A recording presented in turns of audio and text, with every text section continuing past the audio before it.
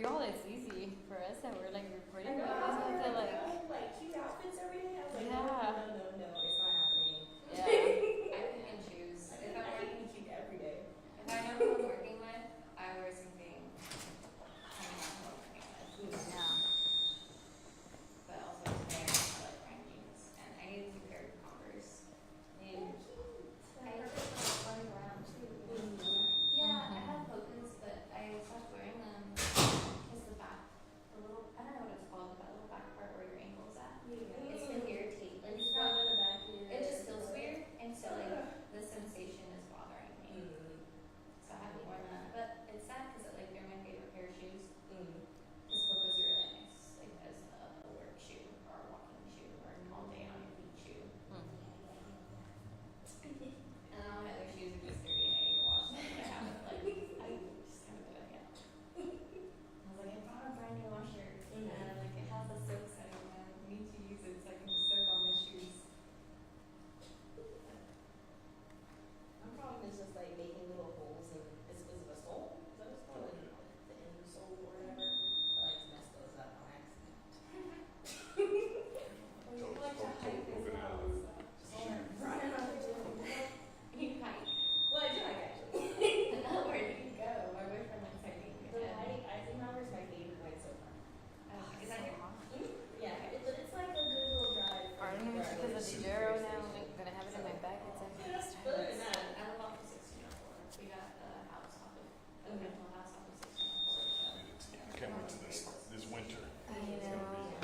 Yeah, This winter, it's like potential like apocalyptic something again, like blackouts. Oh no, I don't want that. introduced me to it. He was I like, would care for like the chilly weather, but not the. I noticed the flowers. Hello, how are you? Good, and you? Good, how are you doing? Has Abby been out? Not yet. No. I see y'all blurry without my glasses, so I need to put them what? Sorry. Oh, I'm so sorry, Jen. You coming in? No, yes, thank you. It's nice seeing y'all. Bye. Probably in about 5 minutes.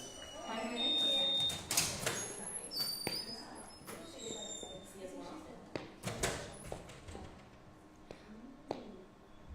Did you watch the last one? Did you guys watch the last one? I watched like a couple episodes. They told me who won, so I got mad when watching it. Somebody, I think Becky told me the one and I watched it anyways. Well, no, it was just like blog posters. Kept posting it on my Facebook. And I was just like, I don't feel like watching it. I just don't like watching that.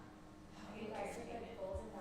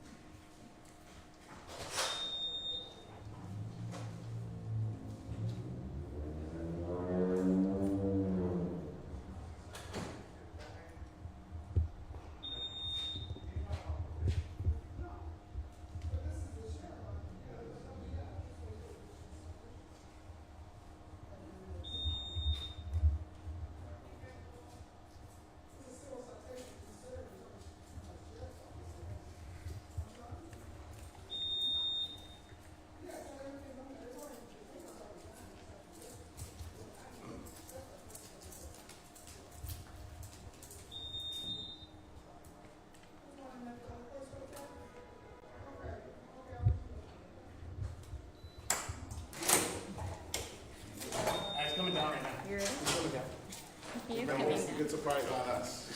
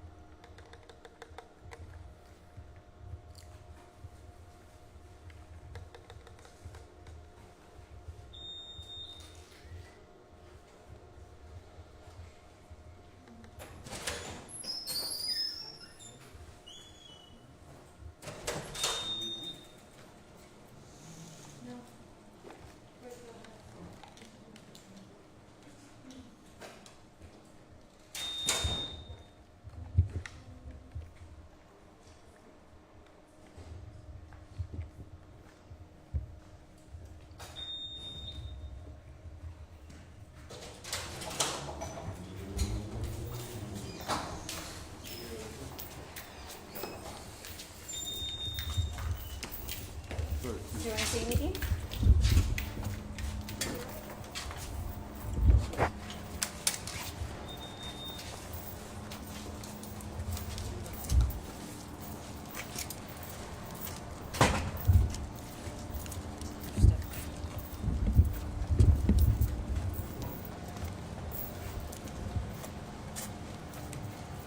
Any comment?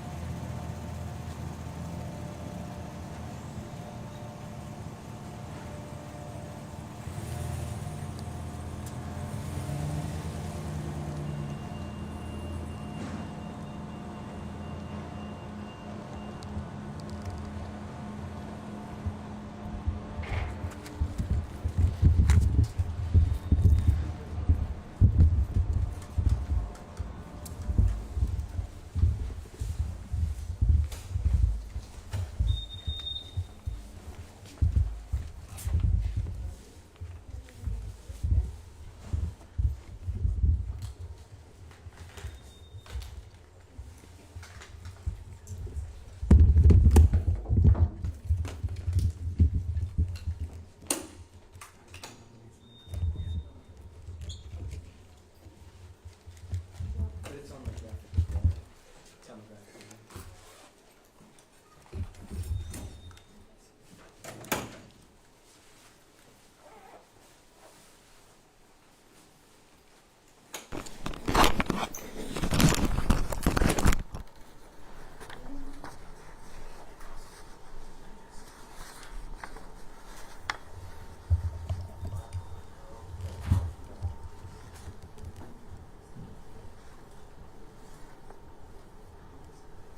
Everybody ready?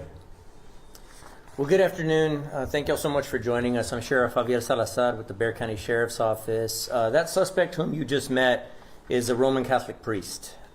His legal name is Father George Ndungu, 42 years of age. He's a native of Kenya, although he has been here in the U.S. for some time and has been practicing or has been assigned here in the Bexar County area since about 2017, and I will give you a list of churches that he has worked at here in just a few minutes. This information was actually brought to us by a representative from the Roman Catholic Archdiocese of San Antonio that was conducting an investigation, a private investigator hired by the Catholic Archdiocese. Let me just say the Archdiocese and this PI have been great partners to work with in this endeavor.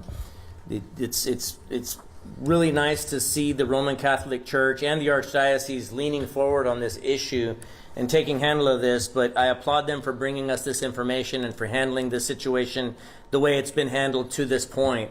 I should add also that they've actually put out a statement that will be shared with the media from them here in just a few minutes, is my understanding. But again, I appreciate them taking such a forward-leaning approach on this. But this information was brought to us approximately September 19th. But it stems from back in August. This priest actually, another employee of the church came to us and indicated that this priest had done something improper with her. That prompted the church to reassign him away from his church where he was practicing at that point, St. Rose of Lima Catholic Church. They reassigned him, and then they put out a statement to the parishioners urging anybody that because of something that had occurred with another church employee, was there anyone that wanted to come forward to give any information on anything else involving this priest? An elderly lady did come forward. A member of that parish came forward and indicated that on 3 separate occasions, beginning in November of 2022, this suspect did attempt to sexually assault and was successful in sexually assaulting her on 3 separate occasions. My understanding is that this elderly woman is, again, a member of the church, an active member of the church, and obviously relied on this man for spiritual guidance. And she herself, due to some life experiences, some life changes, was in a very vulnerable situation.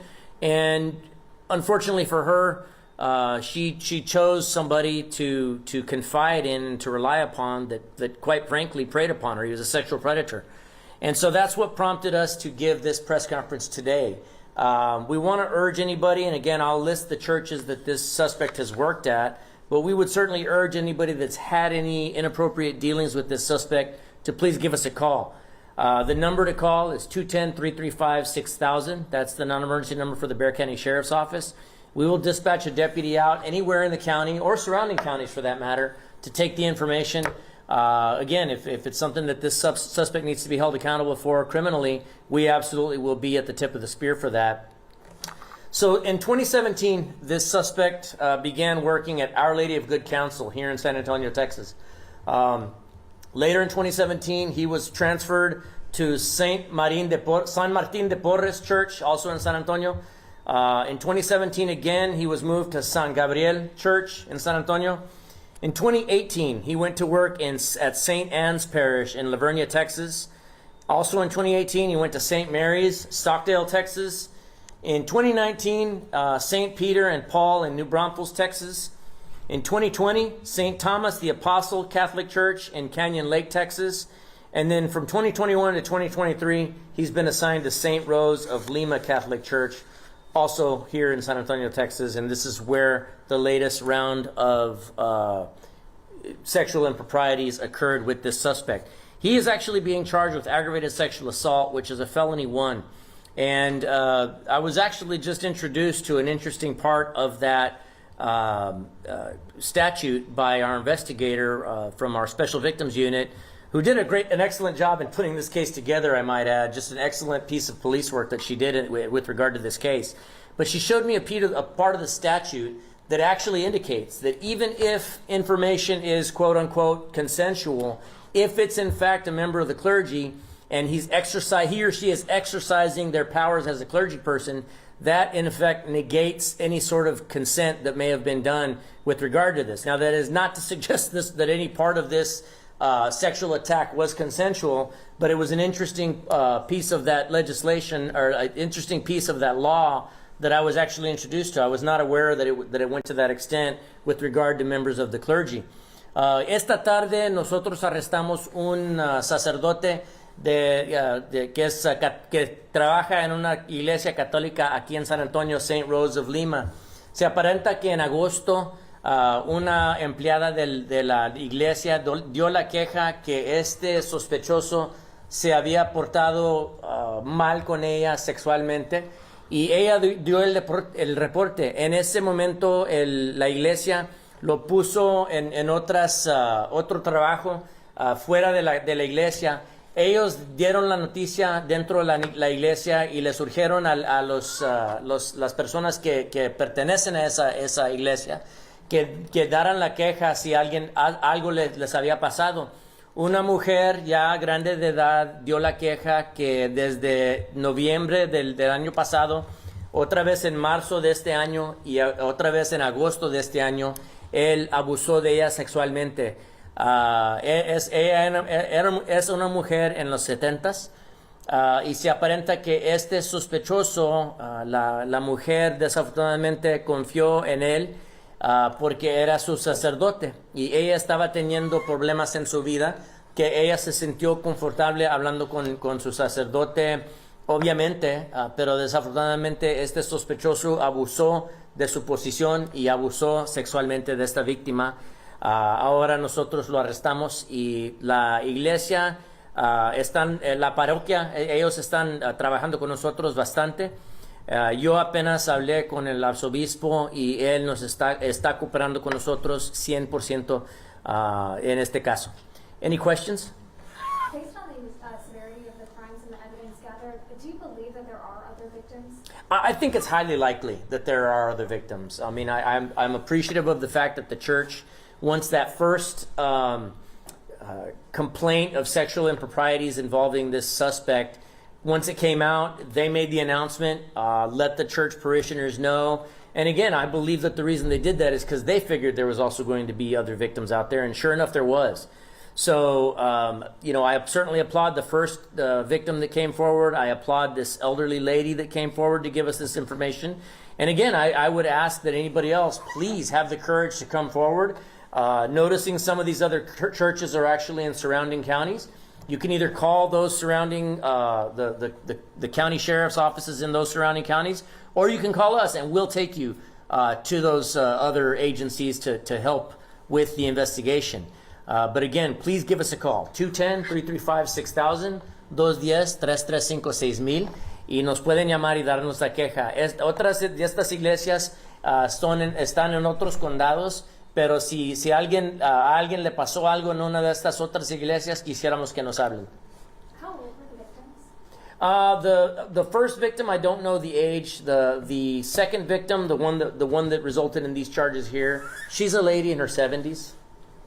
Si ya se había como reportado que había pasado cosas desde hace años con este sospechoso, ¿por qué no se hizo algo o por qué no se...? Bueno, no sé si habían otras quejas hace varios años. Para mí, la primera vez que se dio cuenta la iglesia que algo había pasado fue en agosto y ellos lo separaron en ese tiempo, lo separaron, lo pusieron en otro trabajo y luego ellos les anunciaron a los miembros de la parroquia. ¿Las víctimas de qué iglesia son? The St. Rose of Lima. And can you talk about the severity of these crimes? I don't know if you can state kind of what happened. Was it rape or was it... Absolutely, it was a sexual assault. I mean, there are various elements of an offense like this, and we saw just about all of them present in this. He very much groomed this victim, gained her confidence. Obviously, she's a very religious person, very involved in the church, and unfortunately, he just totally abused that. He saw an opportunity, and like a predator will tend to do, he took full advantage of that. Weaseled his way into her home and then sexually assaulted her on several different occasions. I certainly feel for this victim, and I certainly feel for any others that are out there that may be holding this in because of whatever shame, whatever feelings they may be feeling. There's absolutely no reason to be ashamed if you are in fact preyed upon by a sexual predator like this, and we would urge you to come forward. Please do so. We want people to have the courage and feel comfortable approaching law enforcement and saying something, whether it's with this suspect or any other. Judging upon the way the Archdiocese has handled this, I would say if God forbid anybody comes forward and says, something similar happened with another priest or another member of the church, I have no doubt in my mind the Catholic Archdiocese of San Antonio would absolutely handle that situation the same way they did with this one. They'd bring it right to the Bexar County Sheriff's Office and file it. So please, if you are a victim of this sort of sexual abuse, call us, 210-335-6000. ¿En dónde sucedieron los incidentes? ¿Dentro de la iglesia? Los incidentes pasaron en la casa de la víctima. pero nosotros pedimos que aunque tuvieron que poner la dirección o parte de la dirección de la víctima en la orden de arresto, quisiéramos que no vayan miembros de la prensa para su casa. What I said was I'm asking that if possible, although the part of the victim's address did have to go into the affidavit, we would certainly ask members of the media to not go. This woman, this victim, is going through a pretty tough time, understandably so, because of the nature of the offense and because of the person that did this to her was in a very trusted position. We would just ask for discretion from members of the media at this ¿Y el time. de la primera víctima en dónde sucedió? Eso pasó en un carro. Ella iba en un carro con el padre y él abusó de ella sexualmente en ese carro. Pero no sé dónde pasó, solamente que fue en un carro. ¿Creen que hay más víctimas? Por eso dieron la lista de todos los... Para nosotros pensamos que hay otras víctimas. Con alguien como este hombre que hizo... se atrevió mucho y para nosotros es posible que hay otras víctimas allá en este condado o en otros condados, pero quisiéramos que nos hablen a nosotros, aunque viven en otros condados, y nosotros vamos con ellos para donde pasó y para empezar el caso allí. Do you know if any of these assaults happened at the church or any of the church property? I don't have any information that it may have happened in the church, but again, that was just with this victim here. It certainly wouldn't be outside the realm of possibilities that somebody may come forward and say it happened, in the church, it happened at his home or wherever. But again, we're just asking anybody with any information on this to please give us a call, 210-335-6000. Let me give one interesting fact that this suspect, even though we gave his name up here, that's his legal name. He actually goes by a nickname, which is Father Wanjuri. So let me spell that for you, because somebody that may know him may not know him by the name that's on his legal name. They may know him by this nickname of Father Wanjuri. Wanjuri. Wanjuri is another name that he's known to go by. Do you know if it's unusual to be, at so many churches? It looked like he had been at more than half a dozen churches, since 2017. Is that normal?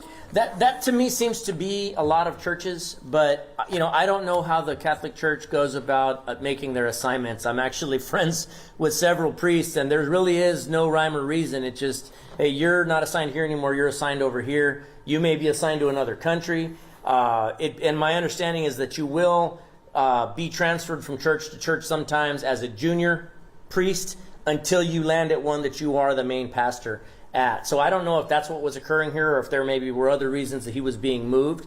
That's certainly a question we'll be asking as this investigation unfolds. ¿Puedo repetir eso en español? Sí, nosotros no sabemos por qué lo movieron tanto de iglesia a iglesia. Yo, siendo amigo con varios sacerdotes, les ha preguntado cómo los ponen en diferentes iglesias. Y ellos dicen que ellos ni saben, que el arzobispo simplemente les dice, tú no trabajas aquí, ahora trabajas acá, o te vamos a mover a otro estado, otro país, y eso pasa sin ellos pedir dónde puedan ir. No sé por qué lo movieron tanto a él, pero es posible que lo pusieron asistiendo a los pastores hasta que lo movieron a una iglesia donde él era el pastor.